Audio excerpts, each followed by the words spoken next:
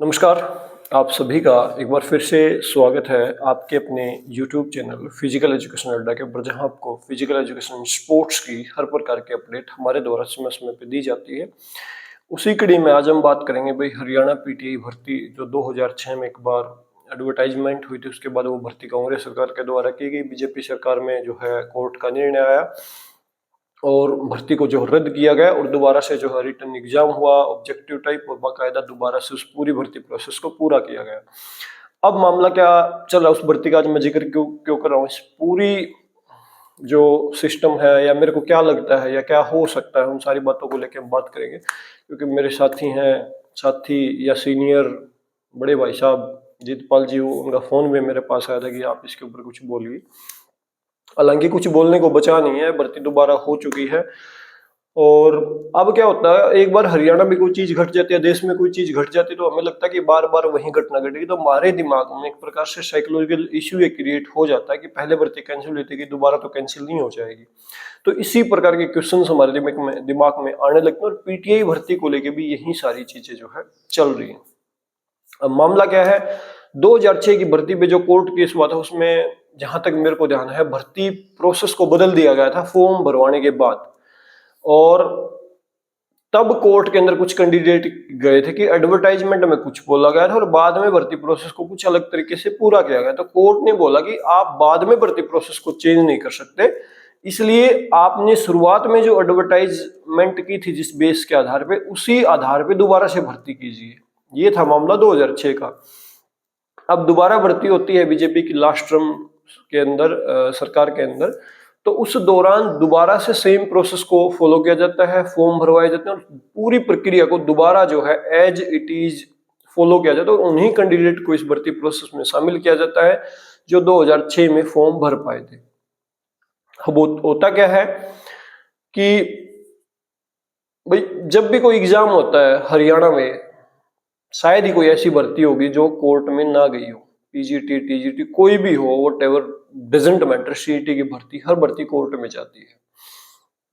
अब हुआ क्या, उसमें कुछ क्वेश्चंस ऑब्जेक्शनेबल थे, मेरे को भी पता है, सभी को पता है। तो कुछ ऑब्जेक्शन के अलावा जो है कुछ क्वेश्चंस के ऊपर आंसर के आने के बाद ऑब्जेक्शन लगे, कुछ बोर्ड ने बदल दिए, कुछ कैंडिडेट कोर्ट चले गए और कोर्ट ने भी आदेश दे दिया कि इन क्वेश्चंस को हटाया जाए। तो भाई जो हमारा बोर्ड था एसएससी, उसने कुछ क्वेश्चंस के आंसर बदले, कुछ क्वेश्चंस वापस ले। तो वहां पे 8 से 10 नंबर का जो है मामला बनता है। तो वो 8 से 10 नंबर बहुत सारे बच्चों को मिले होंगे, कैंडिडेट को मिले होंगे, तो उनको बेनिफिट हुआ होगा, तो वो लिस्ट के अंदर आ गए। तो इस बेस पे ऊपर केस किया गया कि भाई इतने क्वेश्चंस को क्यों किया गया, भर्ती प्रोसेस को दोबारा किया जाए।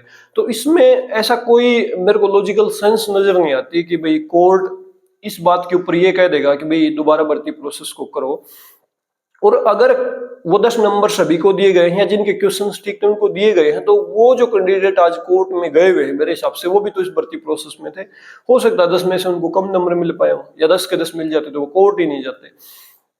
क्वेश्चन पेपर के अंदर गलतियां हो सकती हैं, और उस गलती को ठीक करने के लिए ही जो है आपको एक बार जो है आंसर की दी जाती है, उसके बाद आपसे ऑब्जेक्शन मांगे जाते हैं, उसके बाद फाइनल आंसर की जो है रिलाइज की जाती है। और ऐसा पहले भी हो चुका है, यहां तक कि डीएसएसबी में तो मैंने खुद 8 से 10 क्वेश्चन के ऊपर ऑब्जेक्शन लगाया था, और वहां पे डीएसएसबी ने माने भी नहीं। बेशक कोर्ट के चक्कर काटते रहो, डीएसएसबी अपनी तरफ से और बाकायदा दिल्ली की टीजीटी भर्ती में क्वेश्चंस के ऊपर बच्चे कोर्ट में भी गए थे, डीएसएसबी ने क्वेश्चंस को ठीक नहीं किया, लेकिन उन क्वेश्चन को वापस ले लिया। Same as it is HSSC का मामला दिल्ली के अंदर हुआ था, कैट के अंदर गए थे, उस कोर्ट केस के अंदर मैं भी शामिल था।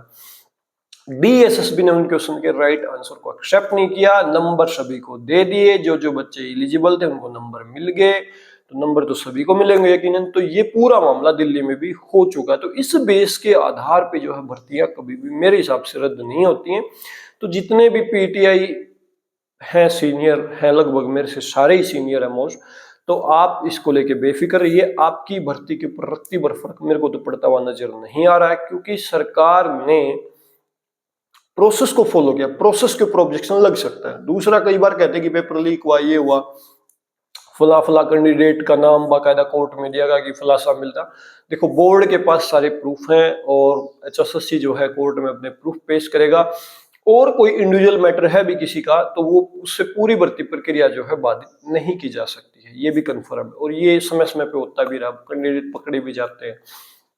और सेंट्रल की कितनी सारी भर्तियां होती है रेलवे की, वहां पे बहुत सारे कैंडिडेट जो पकड़े जाते हैं।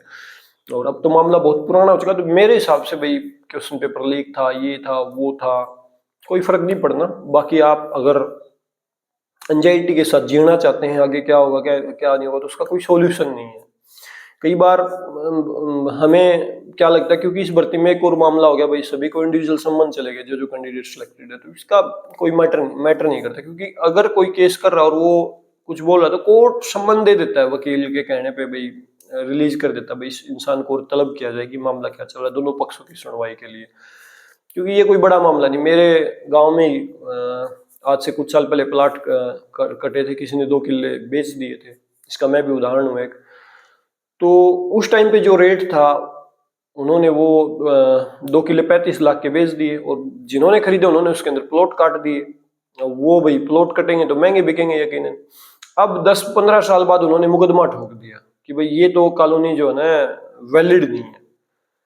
और जिन्होंने वहां से प्लॉट खरीदे थे उनको इंडिविजुअल समन भी भिजवा दिए कोर्ट से, भाई आपने प्लॉट क्यों खरीदे, मतलब वो कॉलोनी जो है ना सर्टिफाइड। और गांव में कौन है, शहरों में भी अनाधिकृत कॉलोनियां कटती है, आपको पता, तो वहां से हमारे घर भी समन आया हुआ। तो ऐसे बहुत सारे मामले होते हैं, तो ये कोई बड़ा मामला नहीं है। इंडिविजुअल कोर्ट जो है दूसरे पक्ष की सुनवाई के लिए आपको समन भेज सकता है, कोई बड़ा मामला नहीं, तो इसको इतने ज्यादा सीरियस लेने की जरूरत नहीं है मेरे हिसाब से। तो बाकी कुछ ज्यादा चिंता करने की जरूरत है नहीं, लास्ट में मैं यही बोलूंगा।